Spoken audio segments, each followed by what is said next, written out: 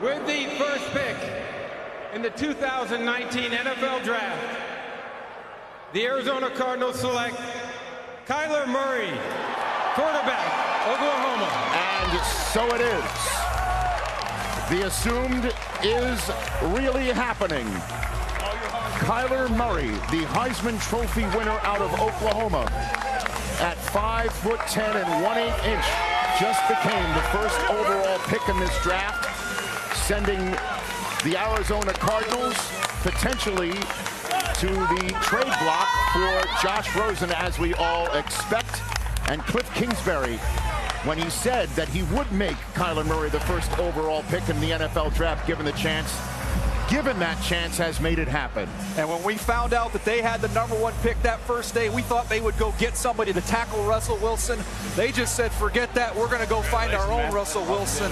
And that's what they did here with Kyler Murray. There's going to be bumps in the road for Kyler Murray and the Arizona Cardinals. But they just became must-see TV next year to watch what this kid does. Right, without a question. And you just mentioned it. It's just a week ago, the guy that was 5'10", that a lot of people wondered, could you be a franchise guy? He got the highest paid, and became the highest paid quarterback in National Football League history. And that's exactly what they're banking on, is that even if he's not a great pocket passer right off the bat, can he be special like he was on tape, like he was in college? Can he run around and make those Russell Wilson-type plays at big moments in games? All right, let's take a look at Kyler Murray and what gets you fired up. You want somebody to drive the ball outside the numbers? No problem. A flat, firm ball. How about some touch? Show me a little bucket throw down here in the red zone. Drop that one in beautifully. You get a free rusher, you got some chaos, no problem. Climb up, watch his throw on the move. Watch him elevate this ball against Alabama. That's one of the best throws you'll see this entire year. Now you've got a busted assignment. You've got offensive linemen running into each other. Okay, maybe we throw it away, run out of bounds, 5 yards. No, he's going 60 and taking this thing to the house. Now this is the concern. Every now and then wants to do a little too much, trying to get a big play every play, and you force things and you turn the ball over. That's going to be the challenge. Second pick in the 2019 NFL Draft, the San Francisco 49ers select Nick Bosa, defensive end, Ohio State. So Nick will play his ball out on the West Coast in Northern California, and we all know his brother plays it in Southern California. His father also a first-round selection, so the Bosas, you'll see in a second, join some pretty respectable company in the NFL in that department. And DJ, you were telling me that scouts throughout the NFL were drooling over this kid being a prospect coming in, and now he's in the National Football League. Last year, you remember when Sam Darnold was coming out, people were critical of how he played against Ohio State. That guy walking right there is why he didn't play well in that game. He hit him repeatedly. He dominated when he was on the football field. Needs to stay healthy, but everything I've heard is he is 100% healthy and ready to go. I think the 49ers just got the best football player in this year's draft. And you think about what they did up front. They spent a lot of money on that defensive front, but now you've got Dee Ford who can rush on one side. You've got Bosa on the other side. DeForest Buckner, who had 12 sacks last year. And, Coach, as you mentioned, right, you got Solomon Thomas, who's been playing defensive end. He can now move inside where he's at his best. Absolutely. And we get to Nick Bosa. Look, it is the family business. Get a chance to watch his brother Joey each and every week. The hands and the hips, they're off the charts. The only concern, the durability, was some of the time that he's missed. Let's look at the comparison between the brothers. How about a little double hand swipe from Nick? And if that looks familiar, working against Maryland here, get that swipe and finish, it's because you've seen Big Brother do the exact same thing. Ironically, on this one, looks like the former quarterback of the Arizona Cardinals and Josh Rosen. How about a little forklift? Lift that wrist up in the air, that hand-to-hand combat. That's what the Bosa boys are so good at, working against TCU, get home and force the fumble. And Joey's been doing that since he got into the league, the exact same move. They are technicians. They can win with a little quickness off the edge, and they can go right through your pads. They're slightly different players. I think Nick plays with a little more power and a little more leverage. He can even kick inside and rush over a guard if you want, but it's going to be fun to watch him in that defensive front. You mentioned it, Kurt. They've got some assets up front now for this defense. With the third pick in the 2019 NFL Draft, the New York Jets select Quinnen Williams, nose tackle, Alabama.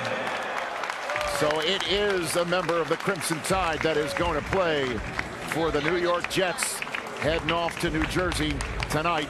Quinnen Williams is as good as they come, and he's heading his way to take on the rest of the AFC East. Every single game, the most dominant player on the field was Quinnen Williams. You watch Alabama play, you can't take your eyes off him. This, to me, was the best player available, the second best player in the draft. I thought this was a home run pick for the Jets. And now you look at this defense up the middle. Ozzie Newsome used to always say, you build that defense up the middle, coach. You remember those days. Absolutely. Leonard Williams, Quinnen Williams up front. You go sign C.J. Mosley to be that alpha dog in the middle of your defense, and you've got Jamal Adams, one of the best young safeties in the NFL. That's pretty darn good. I'm looking at my sheet right now, and it doesn't make sense. I see 6'3", 303 pounds, 8'3", 40 yards. He's too big, he's too fast, and it's exactly what Daniel said a little while ago. This kid has no idea how good he's going to be when he's 25 years old. This guy could be scary. He's got the world by the palm of his hand, and I wish him the best. All right, when I talk about him being dominant, I can show you what I'm talking about because it is enjoyable. I like to just put my feet up. I'm a big popcorn guy. I like to have a little popcorn when I watch Quinnen Williams because watch him just dominate on this tape against good competition. That's a draftable center working half a man, get right around him for a sack. Early in the year, a lot of one-on-ones. Another draftable center immediately wins right now. Get back in the backfield and make a play. Now he starts getting some double teams and triple teams later in the year, and bodies start flying, and he still finds a way to get home. Working again. Two guys are not going to be able to stop Quinnen Williams. He splits them and collects a tackle for loss. And then they said, well, let's throw a running back at him. Well, thanks a lot for that assignment. If you're that running back, no shot whatsoever. With the 4th pick in the 2019 NFL Draft, the Oakland Raiders select Clelin Ferrell, defensive end, Clemson. Big 99 with a sack.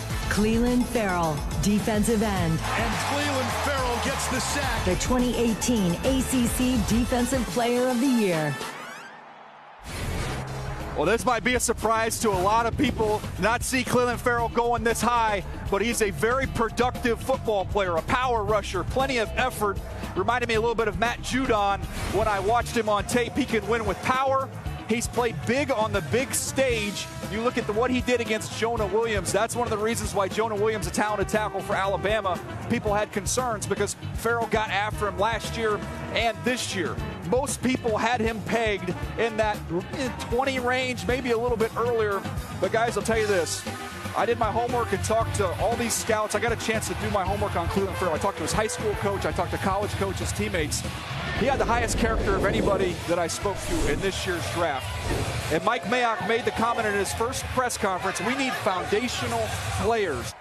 With the 5th pick in the 2019 NFL Draft, the Tampa Bay Buccaneers select Devin White, linebacker, LSU. All right. So Devin White's going to bring his game and his horseback riding to Tampa, Florida, and go try and hunt down some NFC South quarterbacks. What do you think, DJ? It makes a lot of sense. When you lose Quan Alexander in free agency, he signed a big money deal with the San Francisco 49ers.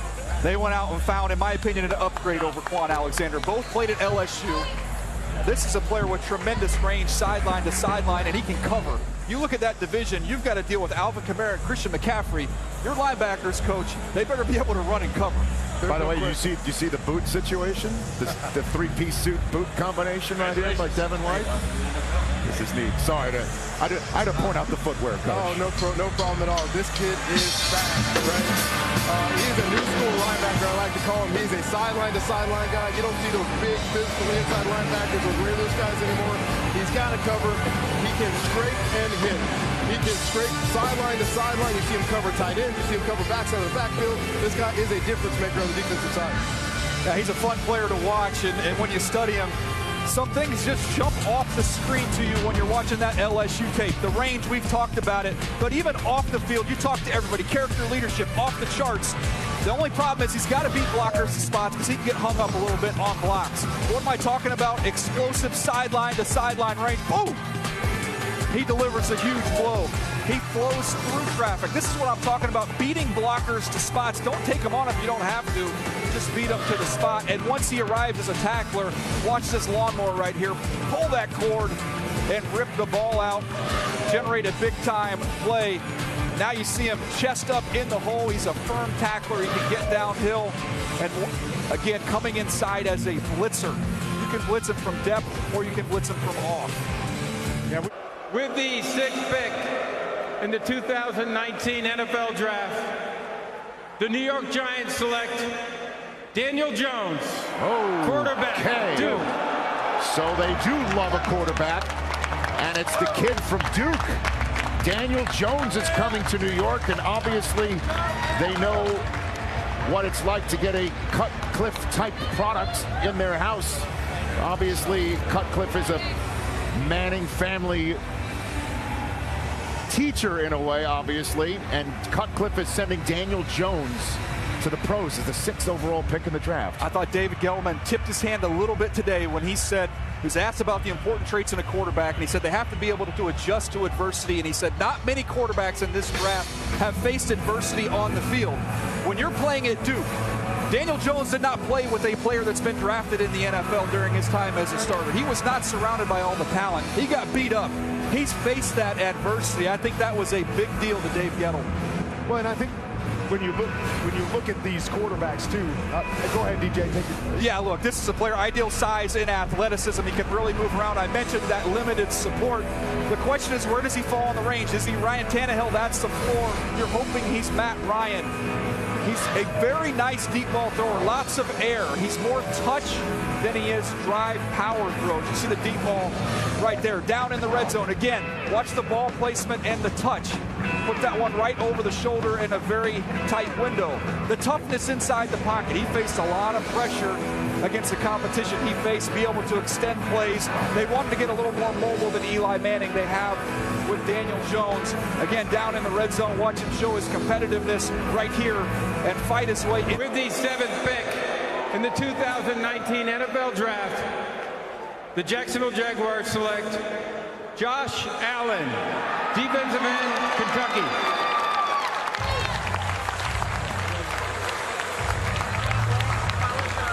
That's his best player available. That's a smart pick. Take the best player available. They didn't get it out of Dante Fowler, ended up trading him to the Los Angeles Rams. They're going to take another crack at it here in the top 10, see if they can't find a pass rusher. I think this is great value where they found him. I thought the 3rd best player in the draft. Yeah, going into this, I thought they were going to go offensive tackle as well. You thought their defense was pretty secure top to bottom. Go offensive tackle and sure things up. But as you said, I don't think they expected Josh Allen to be here at this point. This is the best player on our board, and we're going to knock it off, and that's how we're going to draft. This is a great move. It's a great football player. You talk about having weight and athleticism on the edge. This guy is fast, ran a 4.6. But as tall and long as he is, he can get low and really bend the edge. He creates issues for tackles with his get off, and he's got a great stiff arm that can collapse the pocket from the outside in.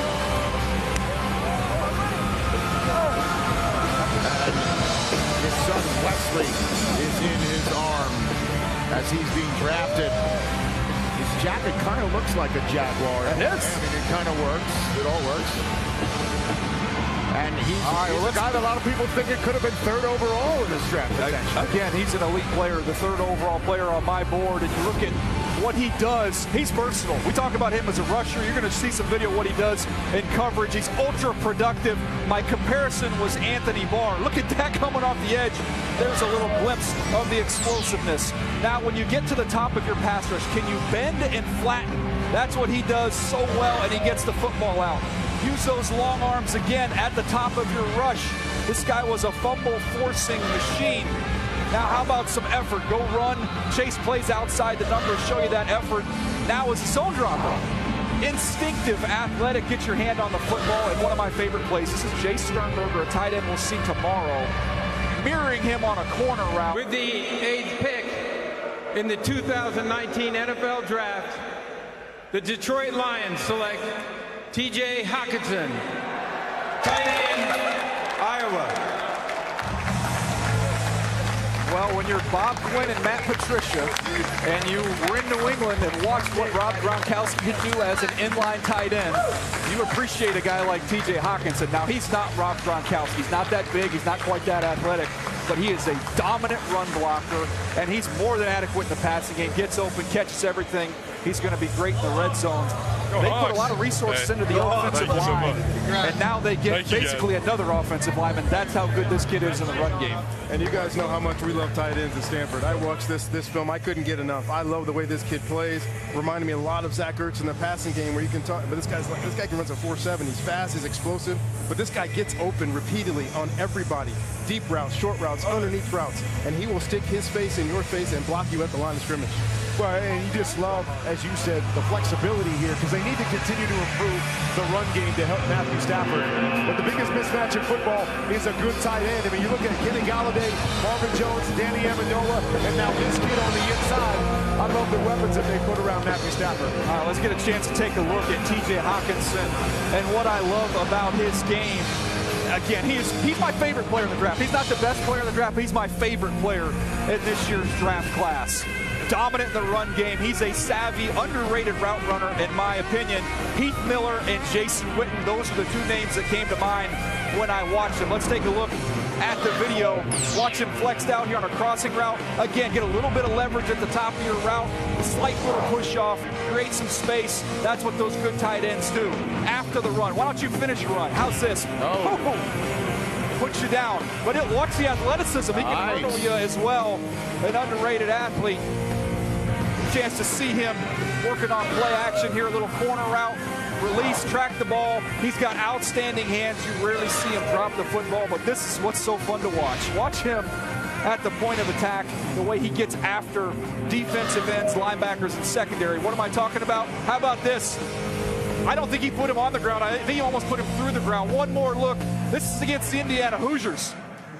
Oh, my word. I believe that's illegal in the state of Indiana. But with the 9th pick in the 2019 NFL Draft, the Buffalo Bills select Ed Oliver, defensive tackle, Houston.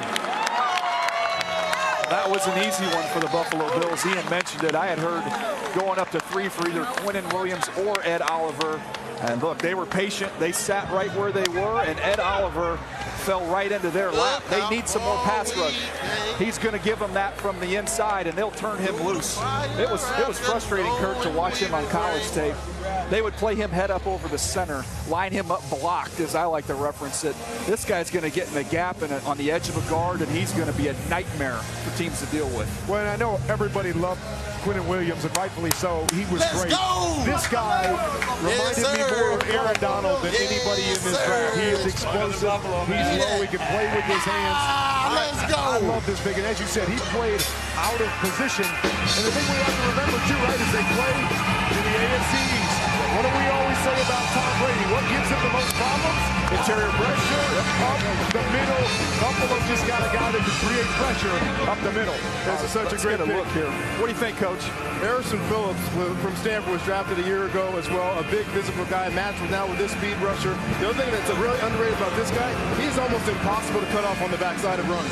He's a great pass rusher, a great penetrator, but you're running away from him, you can't cut him off on the backside. Your guy Harrison Phillips can do the dirty work, and they can cut him loose. Absolutely. He's going to be fun to watch. When he is rolling, he is dynamic.